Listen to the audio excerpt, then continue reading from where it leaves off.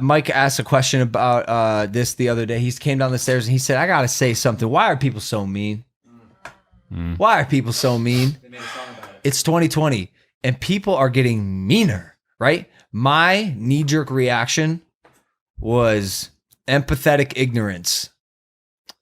I think I always flash back to a time when I was 13 or 14 years old and I was like doing YouTube. So I knew what a hater was. I experienced it a little bit. I was in the YouTube community. I watched their videos. I saw what the mean things that the haters left on, like the Shay Carls of the world or the Ray William Johnson, and you know they get hated on. And I remember someone made a video that I didn't like, and I typed my mean comment. I typed it out, and I looked at it, and before I pressed enter, I was like, "Whoa!" Like I went black for a second. I was like, "Why did I do that? What about me putting this person down in a very mean way?" Strikes me as worthy or something to do. And so empathetic ignorance, I think people don't consider that their words and their actions really can affect another human being because they don't care. It's ignorance, right? Like you're online and there's a phone in between you. This is the only thing separating you and the creator, the person that goes to your school, whoever it is. And people don't think that by typing something mean on a phone, it can really affect someone's mental. And then Danny suggested it's a way to get people to feel better about themselves. Why? Yeah, why they do it? Like, what's the catalyst is to make them feel better. By the way, I think I told you this. The reason I came down with that mentality is because I guess you call her an actress, someone from that show, Love Island. Love Island. Yes. Committed suicide. Yeah. Right. And I saw a post from our friends at the Bread Batch on Instagram, and the comments of the post were, "Who cares? Fucker. Who gives a shit? I didn't ask." Like just some really, really just like disgusting stuff. And I know when I talked to you about it, and you brought up the empathetic ignorance and not being able to put yourself in the person's shoes, that made sense. But I then took it back a step even further. Like, what is the true catalyst? And I know Danny said it makes them feel better about themselves, but it's just, there was never a time in my life. And I think it just says a lot about, now I was doing other bad things that hurt myself. I hurt myself very badly, but there was never a time in my life where I wanted to go out of my way to make someone else's life not as worthwhile. That's what sets you apart, though. And I think it is. And I always look back to my very traumatic past or the days when my darkest days where I was fucking myself into the ground and ask myself, what was it that pulled me out? And a lot of times it was my thoughts on how my family would feel or how someone else would feel. So to your point, it is very much about your ability to connect with the greater human race. I was going to say that it's very true. That's a very astute statement from you, because honestly, like, I think a lot of these people have been raised or are programmed incorrectly, that they feel some sort of desire to hurt other people's feelings. There is not a day that goes by in my life, and maybe it's because I'm 35 and maybe the internet wasn't around when I was 16, who knows? But there's not a day that goes by in my life where I want to leave a comment that puts someone down. Never. I've never, ever, ever done it before.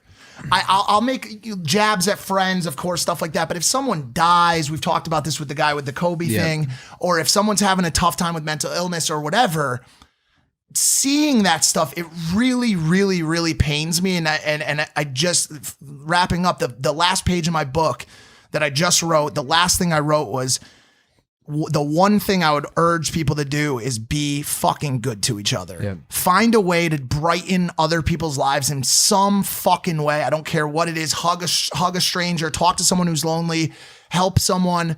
But at the very least, stop being mean to people. Stop making yourself feel better and making up for what lacks in your life by putting someone else down. It's just not cool. It's kind of gross. The Rock said this. He's said it for a while now. He said, it's nice to be important, but it's important to be nice.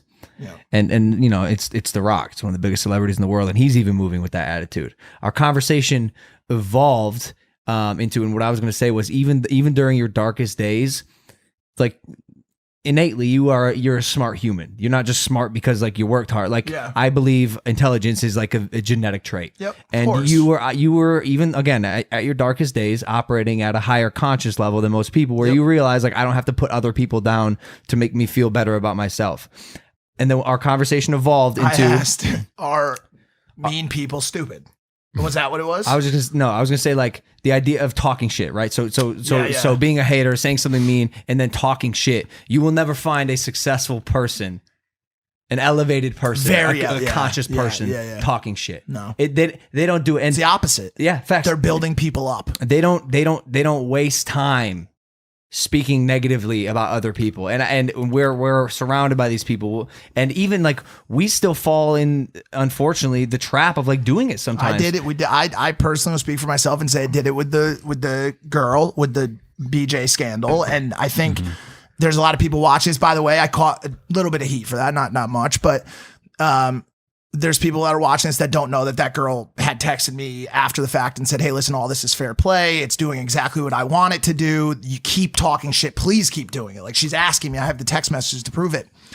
But it wasn't on her to tell me that was okay. And that was me falling back and falling into something that is not me. And I'm not going to apologize for it. I think I got a little bit out of hand and I roasted a little hard, but I don't want the people watching the show to think that is indicative of the person who I am, or to think that it's okay to go and talk shit about people. It's just, it's a very juvenile, very junior varsity thing to do. It's just, it doesn't do anything for you. The biggest note that I made that a lot of people have been sticking to is there's nobody out there who's winning in any major way. Like I made a tweet that said, I don't think that anyone that talks shit online gets any ass. I don't think that, like, I don't see some dude that has either a girlfriend or that gets any play. Yeah, talking shit online. But also, yeah, I get it. I get it. It's not the success metric. It was one. My rebuttal to that would be like, and I said this when we were talking, I think it's human nature to judge or to assess and conclude. Like when you hear people saying like, "Oh, stop judging me," like that is a term high schoolers use. Humans by nature assess and conclude, and if you want to call it judging, whatever, no, it's you see something, you take in information, and then you come to the logical conclusion on how to act or what to do next. Yep. So although yes, I want to be as elevated as humanly possible, I also think it's unrealistic to not assess and conclude that some people are fucking morons. And if I like talk shit, which by the way I will in the future, I'm not gonna stop. I'm just saying, like, if you can, try to check yourself before you talk shit. Like sometimes something comes from the heart. Sometimes you feel a certain way, you want to be vocal about it. But there's always a way to give good constructive criticism without being a hater. Like if you truly don't like something, you can express your disinterest in a different way. You can be constructive. You can offer what your perspective was on what you saw, or I agree.